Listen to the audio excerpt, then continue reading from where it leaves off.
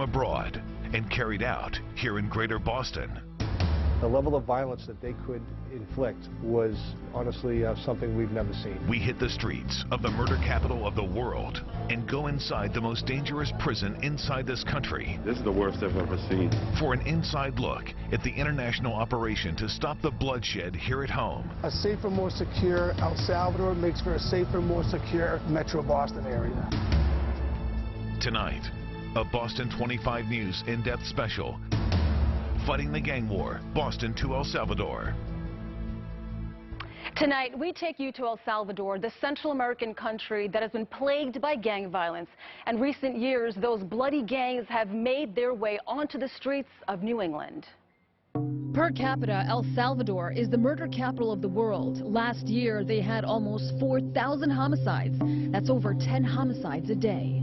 The two gangs responsible for that violence, MS-13 and the 18th Street Gang. They've brought their battleground here to the Greater Boston area. About 45,000 Salvadorans live in Massachusetts, with many concentrating around Chelsea and East Boston. This is where the gangs thrive, preying on their own community. And Boston 25 News was the only news organization invited to travel to El Salvador with a group of local law enforcement to learn about the extent of the gang problem and how bad it is right here at home. Some of the most dangerous gang members in the world live inside of this jail, deep in the jungle of El Salvador. Here, prisons are divided by gangs. These are 18th Street Revolutionarios. Their rivals, MS-13, are housed in other jails. Law enforcement officials tell us attacks on rival gang members are ordered from inside of these walls. That sometimes includes murders in the United States, even New England. It's horrifying. It's heartbreaking. In the summer of 2016, Salvadoran native Blanca Yanez was just 18 years old when a construction worker found her bloodied and beaten body in an East Boston garage. She was murdered by who prosecutors say are two teens with ties to MS-13. We spoke exclusively with Yanez's heartbroken aunt. She's the baby in the family, especially in the way they kill her. Like, it's not normal. Later that year, the decomposed body of 16-year-old Carlos Villatoro Nunez was found stabbed to death in the Belle Isle Marsh Reservation in East Boston. He did assault and beat Carlos Nunez with intent to murder.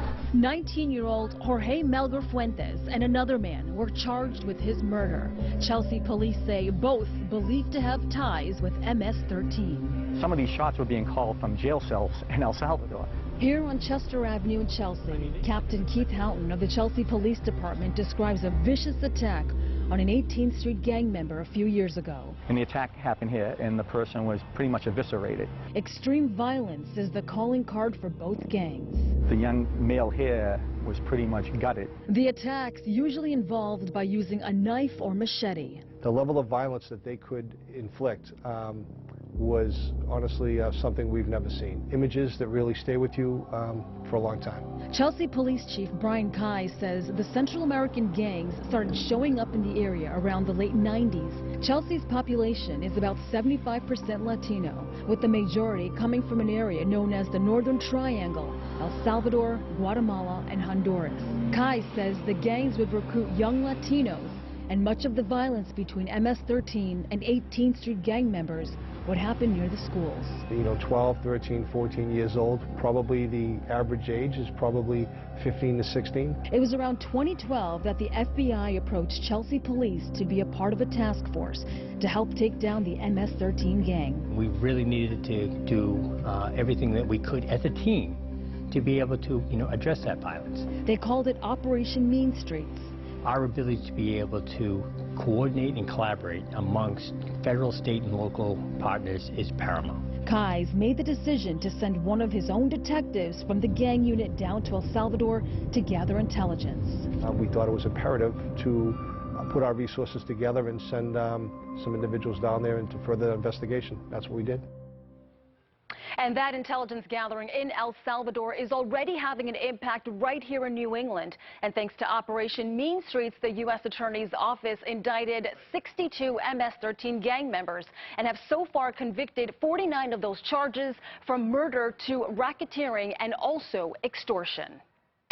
And the relationships local police departments have developed with Central American law enforcement agencies have played a big role in that success. We were able to see those relationships in action on the streets of El Salvador. We started our 4-day journey on an early Monday morning in July from Logan Airport. We've now reached 10,000 feet. El Salvador is a country located just south of Mexico in an area known as the Northern Triangle. It's bordered by the countries of Guatemala and Honduras.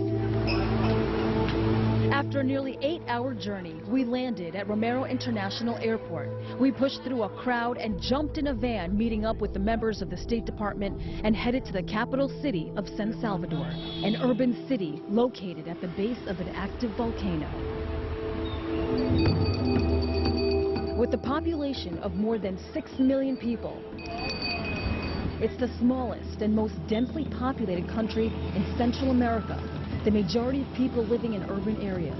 A third of El Salvador's population lives below the poverty line, and it's apparent here in El Salvador. Many fled El Salvador to the United States in the 80s and 90s after a bloody civil war. That's how MS-13 was born on the streets of Los Angeles. MS stands for Mara Salvatrucha. Their main rival, Barrio 18, or the 18th Street Gang, which was also formed in Los Angeles. In the late 90s, the strategy of deporting violent gang members back to their home countries backfired, allowing MS-13 and 18th Street to only grow their influence back home in El Salvador. The most dangerous and most violent individuals that we have ever encountered at home and abroad. Chelsea detective Scott Connolly has been traveling to El Salvador for the past decade to help combat the growing threat of these gangs that pose to the Metro Boston area. He tells us Mara Salvatrucha and 18th Street have a hand in everything here. The gangs even control the buses that get locals around. In 2015, El Salvador became the murder capital of the world with more than 6,000 homicides. Judges, politicians, and police were murdered daily, all for crossing these gangs. That violence has caused many Salvadorians to flee to America for safety. Their families are looking for a better life. And at age 12, at age 13, age 14, that's when that gang recruitment really begins, even in America, but specifically down here. And so that's when a lot of the good families in El Salvador are saying, it's time to get our child out of here. And the murder rate has nearly been cut in half in the last 3 years, and that has a lot to do with law enforcement initiative between the U.S. and El Salvador. International intel, the operation underway to take down these violent gang members. What did you do? Why are you in here? On robberies. And later, inside one of the world's most dangerous prisons. My mind hasn't comprehended what I just saw. When Fighting the Gang War returns. On the next part of our journey to El Salvador, we traveled with local police to meet some of the key players in Operation Mean Streets, an international gang investigation led by the FBI. Their help was pivotal in taking down dozens of MS-13 gang members who are responsible for unthinkable murders and violence right here at home.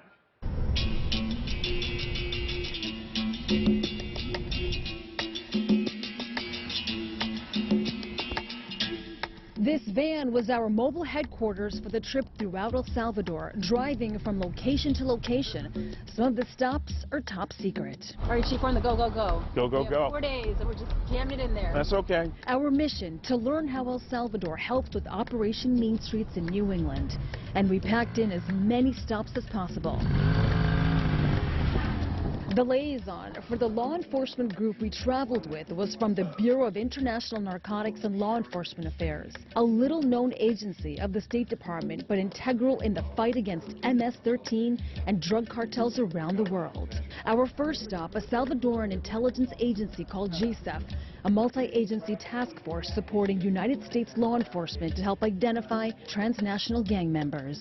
We're in an undisclosed location in San Salvador. The employees in this building are helping law enforcement officials in the New England area solve some of the most dangerous crimes. Now, there are about a dozen employees in here, and they all have a background in intelligence. They're tracking individuals that are gang members that are committing crimes both in El Salvador and in the United States. So when we write down to the GSEP a request that we're looking for information on a gang member that's operating in Chelsea or in Metro Boston, East Boston, they'll send us back all that information that they've collected.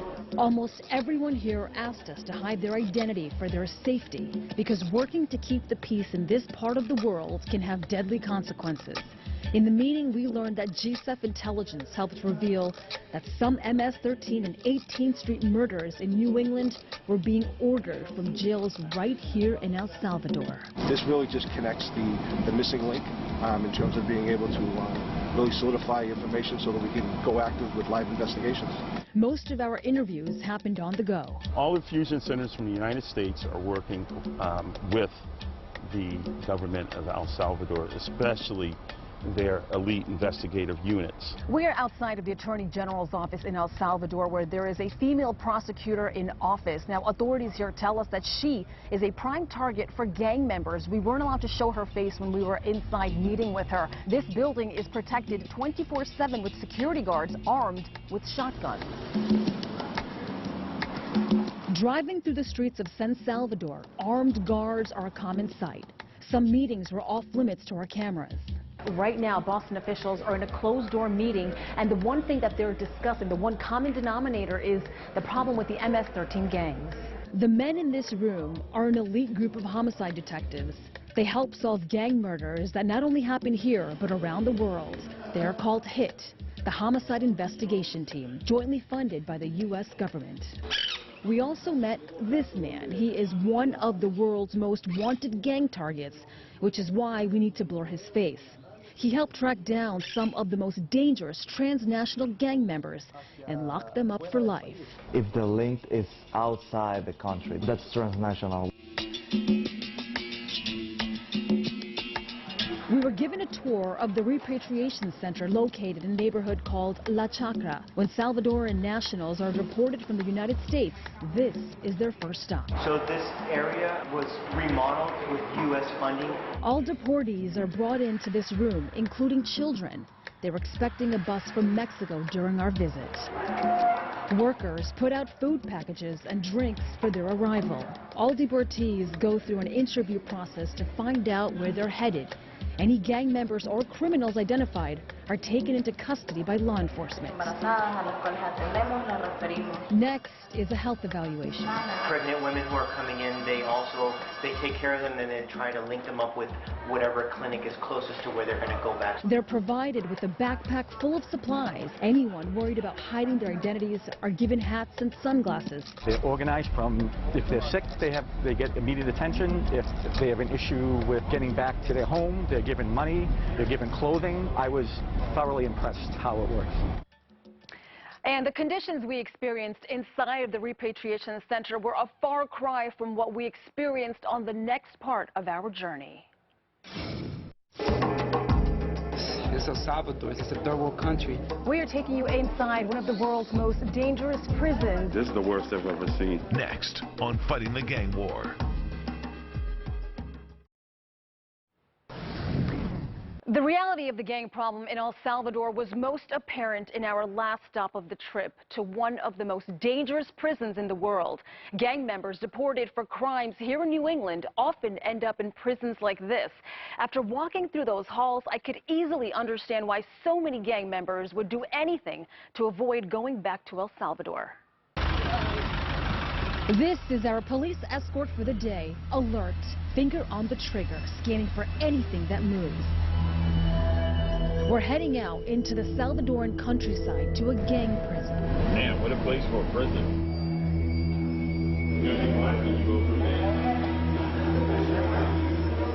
We cram into a small office for a briefing with the commander and general director of the prison system. Most of the people you'll see here are from Barrio 18. en donde hay sujetos bastante peligrosos. Many of them are extremely dangerous. Barrio 18, or the 18th Street Gang, the prisons in El Salvador are divided by gangs for the safety of the inmates and the guards.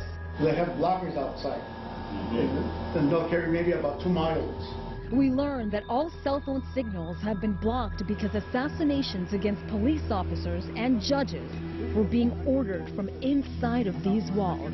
Even people who live near the prison can't make calls.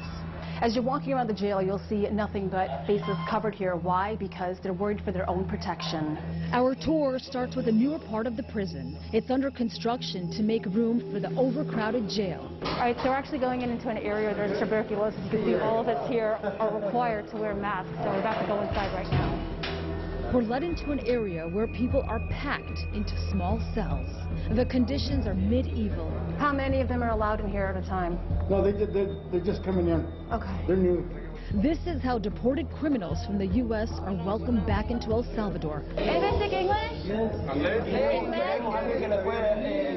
speak English? There's a small commotion, and Dennis Pena appears. Where are you coming from? From New York. Where in New York? Bronx. Why are you here? I'm here in El Salvador, got deported. What is it like in here now? It's El Salvador, it's a third world country. I mean, I can't really explain, you know. For a prison that is supposed to hold 500, there are over 1,800 men crammed inside here. It's hot, we don't got water. The stench of human waste is strong. Hundreds of men forced to live inside of one cell. David says he has family in Los Angeles. How old were you when you joined? 13 years. Many of these men were recruited as teenagers, some in El Salvador and some on the streets of America. Why so young? Sometimes it's just because our fathers and the social instability that we have in our communities. Because of the assassination plots, this prison has been on lockdown for almost a year. We're told the inmates are allowed outside of the cell only 3 times a week for 1 hour.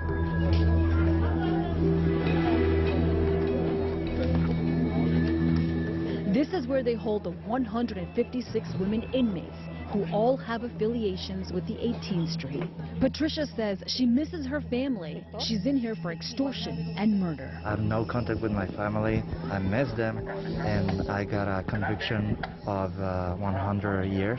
My mind hasn't comprehended what I just saw. The entire experience has the Boston local law enforcement officials we traveled to El Salvador with struggling to find words. Yeah, when I went to Cabo Verde, I thought it was bad. This is the worst I've ever seen. We have to make sure that void is not filled. From Central America to the Commonwealth. Provide that alternative from getting involved in gang life. The mission to clean up our streets. Next.